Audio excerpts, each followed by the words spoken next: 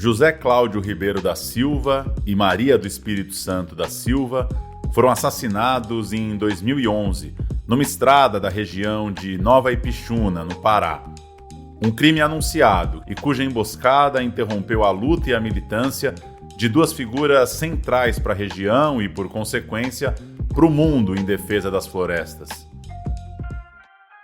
Felipe Milanês conta a história da dupla a partir de seu encontro com Zé Cláudio e Maria, o que deu no livro Lutar com a Floresta, uma ecologia política do martírio em defesa da Amazônia. Tema desse episódio de número 13 de nossas conversas com autores, aqui no Elefante na Sala.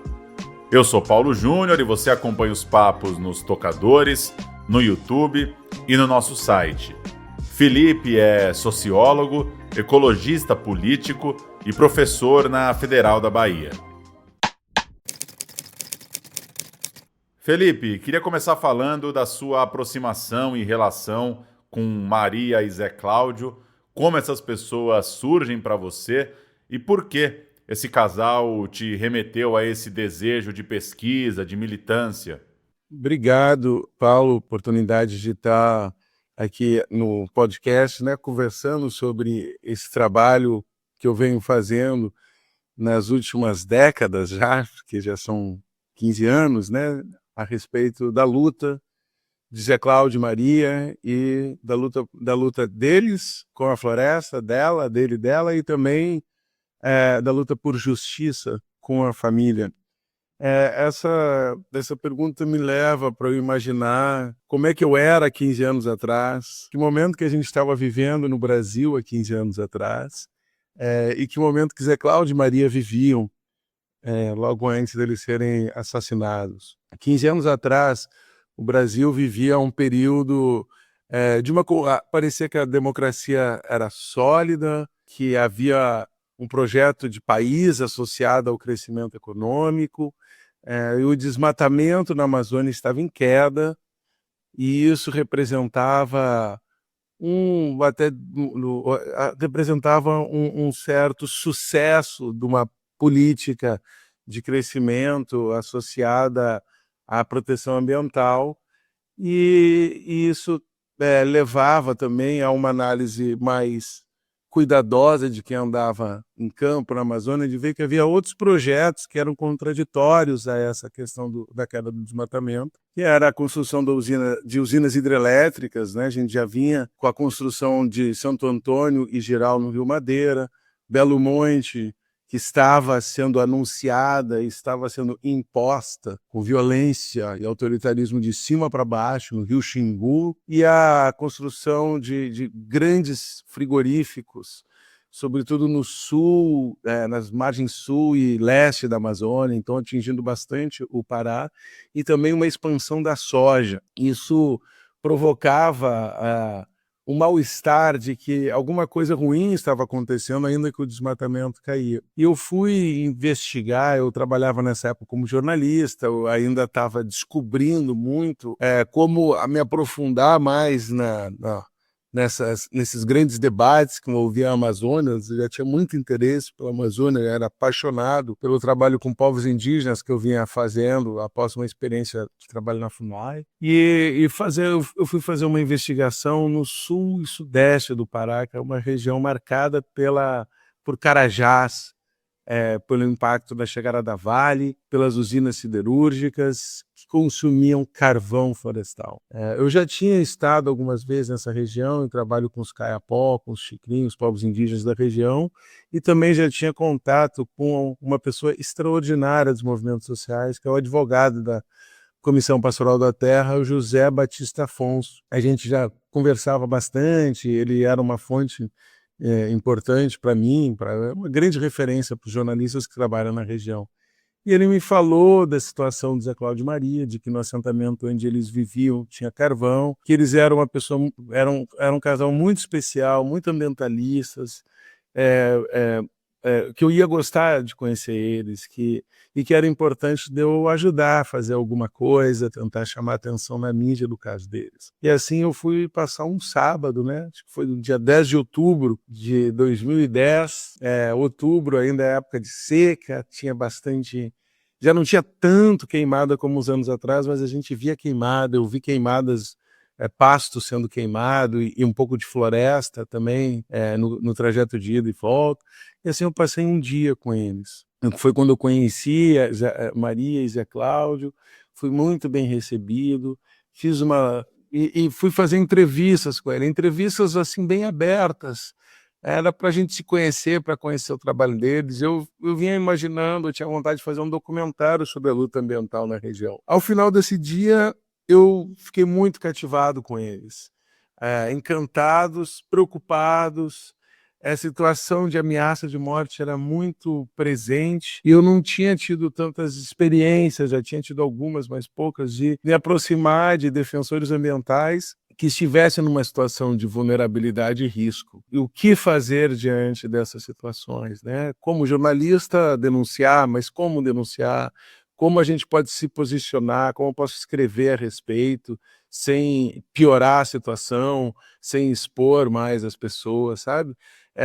Havia muita preocupação sobre isso. Então eu fiz uma primeira entrevista mais leve que eu publiquei na Vice, que visava visibilizar ele. Assim. Eu ia participar do TEDx Amazônia em Manaus, e aí eu convidei o Zé Cláudio e a Maria para participar, se eles podiam ir os dois, só que só um poderia viajar, porque o pai do Zé Cláudio, ele estava muito doente. Se o Zé Cláudio ficar sozinho cuidando dele, teria muita chance dele ser uma vítima. E ao passo que só a Maria eles não deixariam o Zé Cláudio. Aí eles me falaram isso na época, sabe? Que era uma situação terrível, que eu não estava acostumado, né? Lidar com a possibilidade da morte diretamente. Eles foram assassinados poucos meses depois, em maio. Isso foi um trauma muito grande.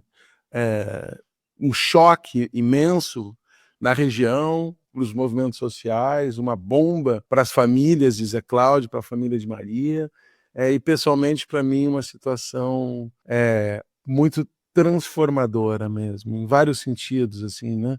De dor, de revolta, de ressentimento, de tristeza profunda, de indignação. Eu tinha me afeiçoado muito a eles, a gente vinha conversando muito ao longo desses 6 meses, desde que a gente tinha se conhecido. E naquela época o contato não era como hoje, né? Eles não tinham, a internet em Marabá não permitia que a gente fizesse muito além de trocar e-mails, por exemplo. A partir daí, eu fui tomando diferentes reações que foram mudando a minha profissão, eu fui mudando quem eu sou, ao passo que eu ia seguindo, acompanhando, participando e me engajando em duas lutas, ou duas dimensões da luta, digamos assim: reconhecimento de Zé Cláudio e Maria, de Claudelice, que é a irmã de Zé Cláudio, de Laísa, que é a irmã de Maria, de José Batista, que é o advogado, das irmãs de Zé Cláudio, que são muito ativas também, grandes intelectuais. O Zé Cláudio tem uma família mais extensa no assentamento que a Maria. E uma luta por justiça, para que os assassinos e os mandantes, né, tem um que foi julgado, mas aparentemente haviam outros, fossem julgados e condenados. Eu fiz um filme nessa época, eu tinha algumas cenas deles, eu tinha filmado as entrevistas, né, e eu tinha um contato com a Vice, que eu admirava muito na época. Eu achava que era um grande lance de documentários online, para isso poder circular no mundo. Era onde tinha acesso, não tinha acesso a nenhuma TV e tal. E tinha uma inspiração no trabalho de um cineasta inglês que se chamava Adrian Cowell, que morreu em outubro desse mesmo ano. Só que ele estava vivo na época que Zé Cláudio e Maria foram assassinados, e o Adrian, ele era amigo do Chico Mendes, ele vinha filmando o Chico Mendes, e conhecer o trabalho do Adrian me ajudou muito o trabalho que ele teve de visibilizar a luta de Chico Mendes e depois expor a tragédia ao mundo, me ajudou a entender como é que eu poderia também agir com relação a Zé Cláudio e Maria. Então eu fiz esse documentário junto com a família, e isso trouxe muito reconhecimento para eles. Eles foram agraciados com pós-mortem com o Prêmio de Heróis da Floresta pela ONU, que através do meu trabalho me fez uma menção honrosa no Ano Internacional das Florestas. E nesse tempo via sentido a necessidade de aprofundar a discussão, de entender melhor sair de uma perspectiva mais de denúncia, de exposição, que o jornalismo nos coloca, né, o jornalismo investigativo, onde a gente expõe uma tragédia para ver se muda essa realidade, para tentar entender as estruturas mais profundas que produziam essa injustiça. É quando eu passo a procurar oportunidade de pesquisa para fazer um doutorado. Eu já tinha um mestrado em ciência política, e aí eu consigo ser aprovado numa rede europeia em formação que envolveu diversas universidades, entre elas o Centro de Estudos Sociais da Universidade de Coimbra, que me acolhe como pesquisador de doutorado. E nessa rede eu tive a oportunidade de conhecer a ecologia política, me aprofundar nessa abordagem de pesquisa profundamente engajada, implicada com as lutas socioambientais, e circular por uma gama de teorias e ação que estavam presentes na Universidade de Manchester, com uma perspectiva marxista muito, muito forte, muito sólida da ecologia política, com Eric Swingle, Gavin Brage, Phil Woodhouse, entre outros professores, e Maria Caíca, fantástica também, e em Barcelona com Joano Martínez Alier, que trabalha com o ecologismo dos pobres, e a minha base principal de teoria, que é o ecofeminismo, em que eu aprendi com a minha querida orientadora Stefania Barca, uma ecofeminista italiana de Nápoles, que era professora, pesquisadora do Centro de Estudos Sociais na época.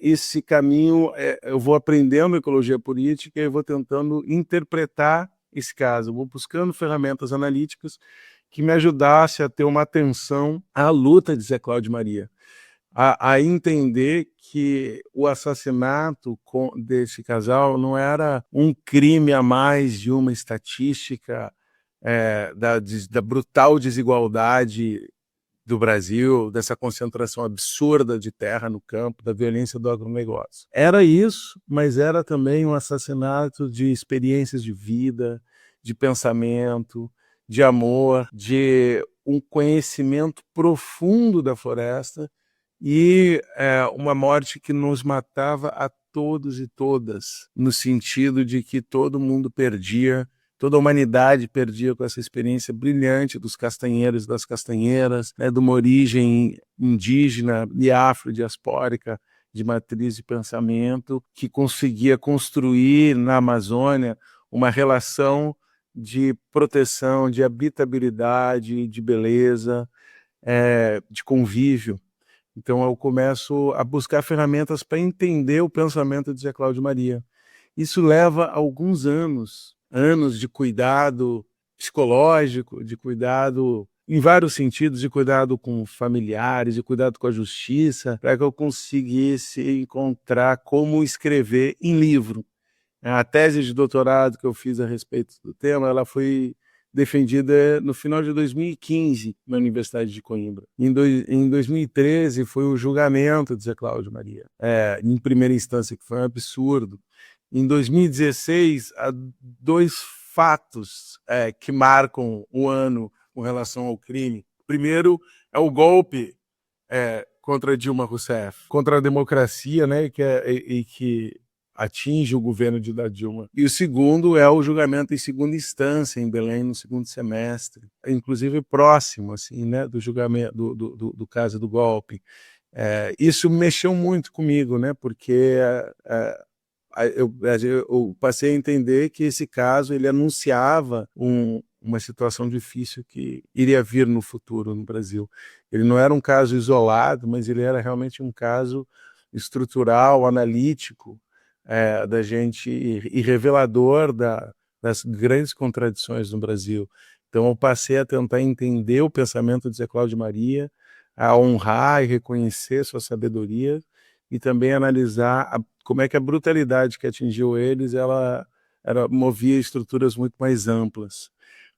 Eu só consegui me organizar intelectualmente para fazer o livro alguns anos depois, quando eu fui fazer pós-doutorado, uma parte na Universidade de Clark, nos Estados Unidos, uma parte na Universidade de Buenos Aires, integrando o grupo de pesquisa da Claxo, né, com grandes referências da América Latina, da ecologia política latino-americana, que é quando eu consigo realmente organizar as ideias, melhorar a escrita da tese e oferecer um texto que fosse mais condizente com a beleza da pluralidade, da riqueza dos saberes de Zé Cláudio de Maria e do amor entre Zé Cláudio de Maria e do amor de Zé Cláudio de Maria com a floresta.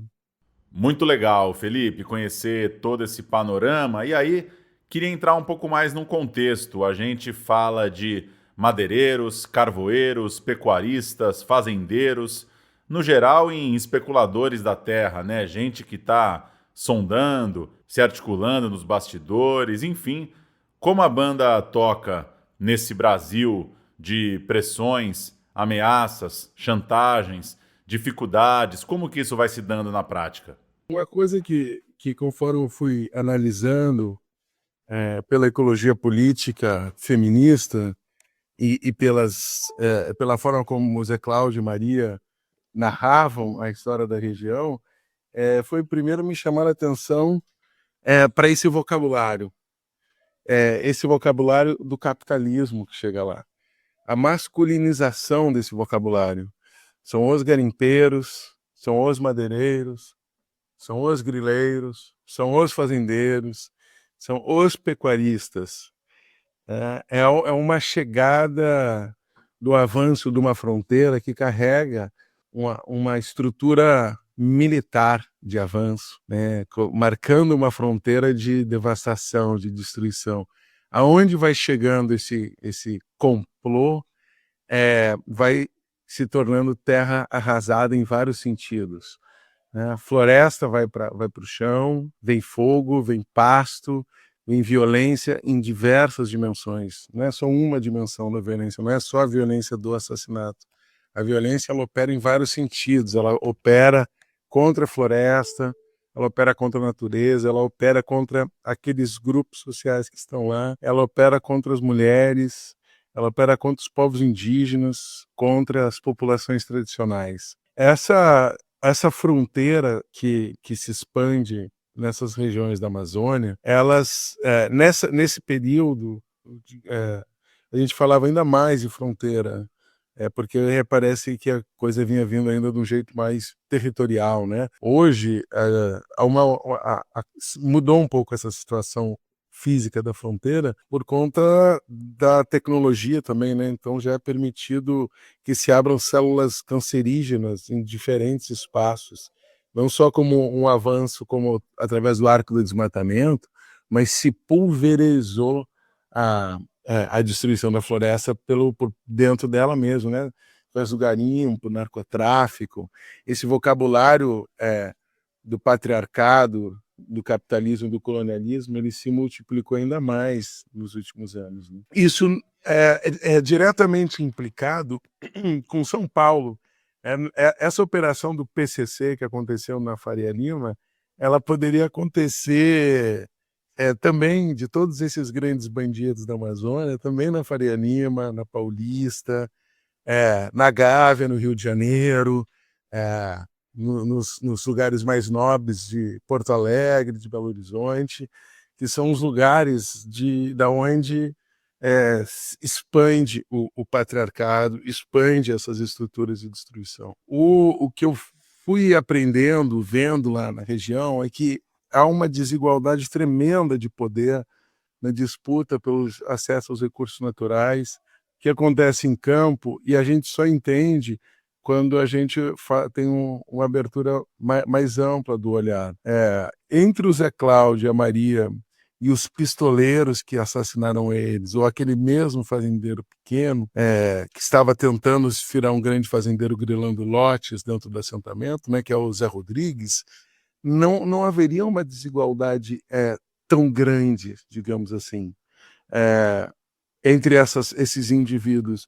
Mas, de repente, a gente começa a fazer uma análise mais ampla, e por isso é tão importante a gente compreender como é que o capitalismo opera nessas fronteiras, para entender como é que impacto o sistema global tem sobre a região. Por que essa região ela é transformada numa grande zona de sacrifício, de extração de madeiras, né, de extração da floresta, tanto para fim de carvão quanto para fim madeireiro, de extração do solo para soja e para pecuária, de extração mineral, como é que o extrativismo opera como uma força de avanço do capitalismo e de espoliação de quem está lá. E isso foi produzindo violências, de forma que quando Zé Cláudio Maria eles foram assassinados, eles já estavam mais isolados. Já havia na região uma dimensão de difamação deles e da luta e que foi operada na justiça.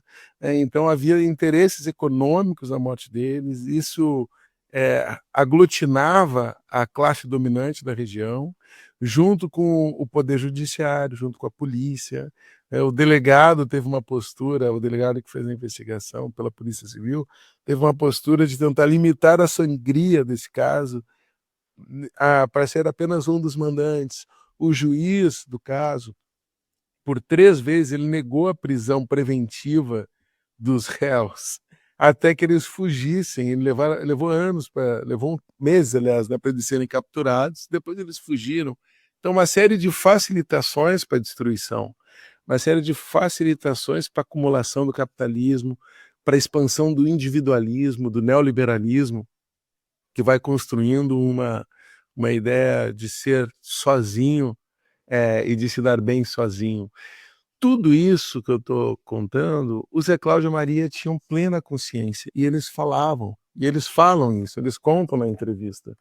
A entrevista que o livro traz ao final, a voz própria de Zé Cláudio e Maria. Tudo que eles me contaram, eu transcrevi com ajuda, né, de edição, para ficar mais limpo, mais preciso ali o texto deles, mas eles traziam essa análise das contradições globais que ia pressionar eles lá no meio da floresta. E a hipocrisia do ambientalismo capitalista, que visa negociar e botar valor na floresta, quando ele lá se dizia, né, o Zé Cláudio me disse que ele era o verdadeiro protetor da floresta porque ele não vendia aquelas árvores. Eu acho importante a gente reforçar lembrar essa passagem de quando o Zé Cláudio fala: o verdadeiro protetor da floresta sou eu, que vivo aqui com elas e não vendo, porque o governo Lula, a gente está fazendo essa entrevista enquanto já tem as movimentações da COP. A principal contribuição do Brasil é um projeto de financiarização da floresta, para se tentar colocar valor na floresta. Zé Cláudio já contrapunha esse valor crematício do dinheiro, do capital na floresta. A floresta ela é um sujeito, é uma entidade que nos permite conviver com ela. Se a gente tiver paciência, nós vivemos bem com ela, ela nos dá tudo que a gente precisa. Ela não precisa ser financiarizada para poder existir. E para a gente fechar, Felipe, te ouvir sobre essa luta por visibilidade, esse trabalho enquanto jornalista, pesquisador, militante, enquanto livro também, né? Ter esse texto circulando nas livrarias, no ambiente literário. Qual que é a sua reflexão em relação a isso diante de COP30, dos governos no Brasil, do espaço que se tem para tratar desses temas? Como que está sendo remar nesse caminho de levar essas pautas e debates diante de tantas forças que operam no Brasil? Eu tenho navegado nesse caminho. Às vezes a gente passa por algumas cachoeiras e depois tem uns momentos muito tranquilos, assim, né? Eu tive a oportunidade de experimentar diferentes mídias e formatos de compartilhamento das reflexões. Inicialmente, na imprensa escrita, curta, denúncia, manchete, informações cruas, duras, assim, né? Quando, nos primeiros momentos após o assassinato. Depois, através de um filme documentário, Toxic, Amazon, que permite que as pessoas possam ver e ouvir, que passa uma sensação muito forte. É um filme que foi feito em parceria, um trabalho em rede, com Bernardo Loyola, um grande diretor de documentários, com Marcelo Lacerda, que era um câmera amigo, irmão, com o Paulo, que é um grande montador também. Depois foi feito um trabalho de aprofundamento intelectual, assim, né? Fazer uma tese, artigos científicos, tentando apresentar o pensamento, assim, né? Sobre que advém dessa experiência. Por último, o livro tem tido um efeito assim muito transformador para mim, que é a gente colocar em papel, através de palavras, né, muita intimidade, muito pensamento, é uma profundidade daquilo que realmente eu gostaria que pudesse ser outras pessoas pudessem ter uma experiência dessa reflexão. E a sensação do livro é que a leitora e o leitor, eles conseguem realmente se aproximar das ideias de Zé Cláudio Maria, daquela realidade. O livro ele permite uma viagem individual que nenhuma dessas outras mídias permite. E o livro também, feito com cuidado, ele permite com que a gente possa trazer nele todas as dimensões de justiça que a gente entende que sejam importantes. Nesse caso, uma justiça epistêmica também, uma justiça com relação ao trabalho da família, o trabalho feito pela Laísa Sampaio, que era irmã da Maria, que fez textos lindíssimos na universidade sobre a Maria, sobre a Claudelice Santos, a irmã de Zé Cláudio, que fez um TCC sobre o caso, que estudou justamente a opressão a eles, né? Sobre trazer as reflexões da Clara, que era sobrinha, da Claudenir, que era irmã de Zé Cláudio. Todas essas mulheres, elas foram estudar o assentamento junto com a Maria, que tinha feito um estudo também, né? Ela tinha feito um TCC. Ou seja, o livro permite com que a gente faça uma troca intelectual profunda mesmo, de ideias. Que a gente consiga fazer o encontro dessas perspectivas e dessas ideias. E, nesse momento, na COP, eu fico muito feliz de ver a posição da família de Zé Cláudio, principalmente, e a Claudelice como uma grande líder internacional, uma referência mundial da luta dos defensores ambientais. A Claudelice, junto com companheiras e companheiros dos movimentos sociais, estão construindo a COP do Povo. A COP do Povo vai ser um espaço de encontro, de luta em Belém, em paralelo à outra COP das corporações, da ONU, do Estado. Na COP do Povo vão ter grandes casos que serão julgados de ecogenocídio no mundo. A Claudelice conseguiu transformar a experiência da dor individual, da família, da perda de uma pessoa tão próxima, tão querida, de uma forma tão brutal e violenta, numa experiência muito mais ampla, compartilhada, de justiça, que pode atravessar continentes, encontrar eco no Sudeste Asiático, no Camboja, em Guiné-Bissau, no Quênia, na África do Sul, na Colômbia, no México, em todo o Sul global, eco de parcerias, de alianças, de união e de indignação para que a luta dos defensores ambientais seja ouvida e haja proteção, garantias e respeito aos defensores, numa leitura coletiva de quem são os defensores, não são pessoas individuais, mas são essas comunidades, esses coletivos, e os seus territórios. Isso vai estar em pauta na COP graças à luta de defensoras e defensores como a Claudelice Santos, como a Ângela Mendes, que é filha do grande Chico Mendes, entre outras e outros, como Luzinete Pataxó, que é irmã de Nega Pataxó. A luta dos defensores ambientais ela vai estar na COP, ela vai estar presente, ela vai mobilizar várias frentes de batalha. Muitas dessas frentes não estão na mídia, na grande imprensa, não são essas notícias. Isso não significa que elas tenham mais ou menos importância, e que elas deixem ou não de animar e de cativar e de formar novas gerações engajadas na luta da defesa da Amazônia. Essa grande mídia, ela tem uma influência macro no Brasil, mas ela não tem uma influência nesse sentido de inspiração como a gente possa imaginar, sabe?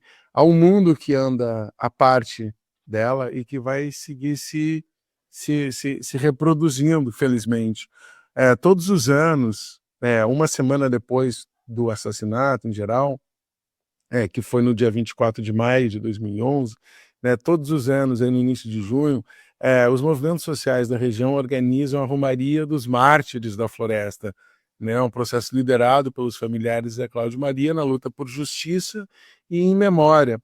E cada vez mais a gente vê mais jovens engajados, é tão bonito ver os jovens engajados com as ideias de Cláudio Maria, que muitos aprenderam através desse trabalho que eu vim fazendo de divulgação das suas ideias, ou escutando as histórias narradas, né, pelos familiares mais próximos. Esse movimento, essa força, ela vai continuar girando, ela vai se reproduzir, ela vai ampliar as forças. A COP acontece em Belém. Belém é onde aconteceu o segundo julgamento, que condenou o assassino, né, de Zé Cláudio Maria e José Rodrigues. Belém é a capital do Pará, eles foram mortos no Pará. Eles lutavam no Pará. O Pará é um estado de muita mobilização, é um estado com grandes centros de pesquisa, Núcleo de Altos Estudos da Amazônia, o Museu Guild, as universidades federais, além da UFPA, que tem uma larga história, também o campus da a Unifespa, né, que é em Marabá, entre outros campos no sudeste e sul do Pará, a UFOPA, da Federal do Oeste do Pará e Santarém. Nessas universidades há diversos estudantes camponeses, indígenas, são universidades públicas comprometidas, engajadas, que estão produzindo ideias, que estão produzindo resistências. Os movimentos sociais do Pará são muito fortes, e isso é que eu acredito que vai influenciar não as decisões corporativas da COP, que essas já são tomadas, mas vai mobilizar os enfrentamentos e as construções de novas alternativas.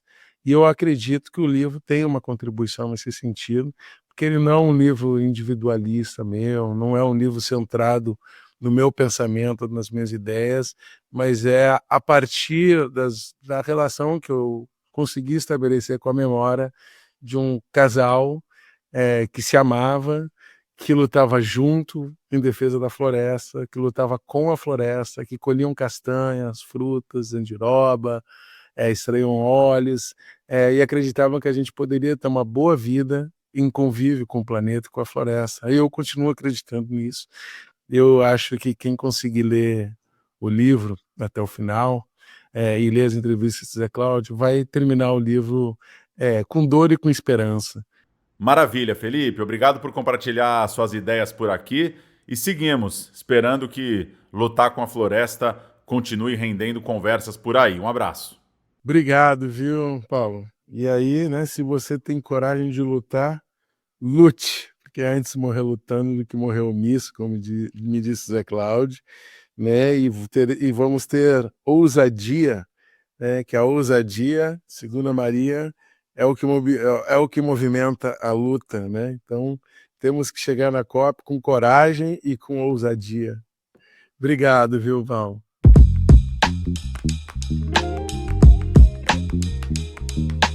E esse foi o episódio de número 13 das Conversas com Autores aqui no Elefante na Sala. Eu sou Paulo Júnior, a produção é toda aqui da Editora Elefante e o podcast está nos tocadores, no YouTube e no nosso site. Você nos ajuda muito ao assinar e curtir nossos canais, se inscrever na nossa newsletter e recomendar esse trabalho para sua rede interessada nos nossos livros. Até o próximo papo. Tchau!